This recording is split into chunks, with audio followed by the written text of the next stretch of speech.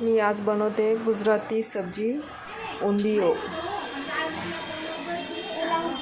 हिवाळ्यात सगळ्या फ्रेश भाज्या असताना म्हणून ही भाजी बनवायची असते.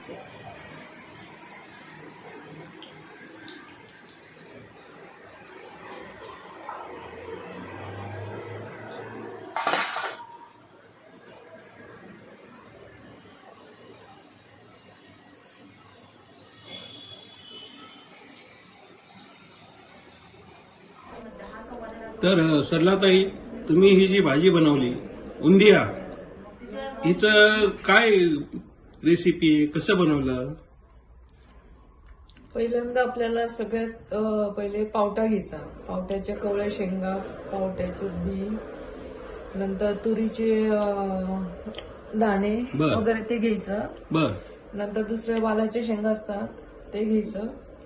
बर ते सगळं निवडून वगैरे घ्यायचं. मग ते गरम पाण्यात उकळायच्या. हा.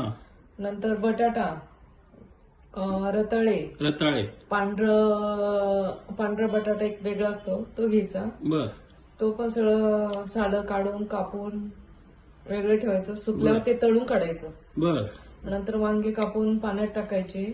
नंतर मसाला तयार करायचा. मसाल्यामध्ये मग खोबरं, दाणे, शेंगदाणे, बर तीळ, हिरवी मिरची, आलं, लसूण याचं वाटण करायचं. मग त्याच्यात फक्त गरम मसाला टाकायचा, हळद टाकायची, धनेपूड, जिरेपूड टाकायची, कोथिंबीर टाकायची. तो मसाला वेगळा करायचा.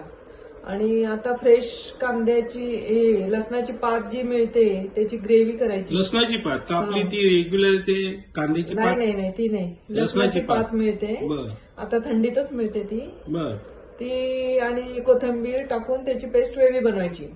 बर. या गुजराती भाजीला ते मोस्टली लागते कांद्याची. भाजीचं नाव काय? गुजराती उंदियो. उंदियो म्हणतात त्याला. म्हणून तर ते करायचं. नंतर मेथी बारीक कापायची, कोथिंबीर बारीक कापायची, त्याच्यात हिरवी मिरची, आलं, लसणाची पेस्ट टाकायची, थोडं गव्हाचं पीठ टाकायचं, डाळीचं पीठ टाकायचं. त्याचे गोळे करून ते डीप फ्राय करून काढायचे. म्हणून ते सगळ्यात जो मसाला उरतोय त्याच्यामध्ये त्याच तेलामध्ये तो मसाला तळायचा. मग त्याच्यामध्ये ते आपण सगळे तुरीच्या बिया, पावट्याच्या बिया, पावट्याच्या शेंगा ते सगळं टाकलेलं त्याच्यात टाकायचं. ते फ्राय करून घ्यायचं. नंतर वांगे साईडने टाकून ते पण फ्राय करून घ्यायचे. म्हणजे वांगे तर लगेच शिजतात हिवाळा असल्यामुळे.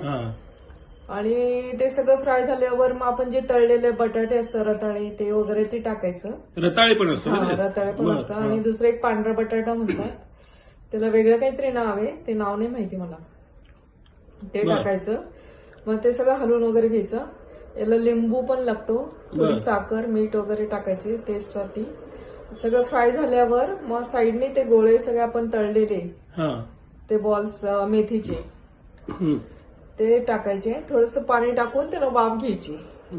वाफ घेतली का ते आपोआप फुलून वरती येतात.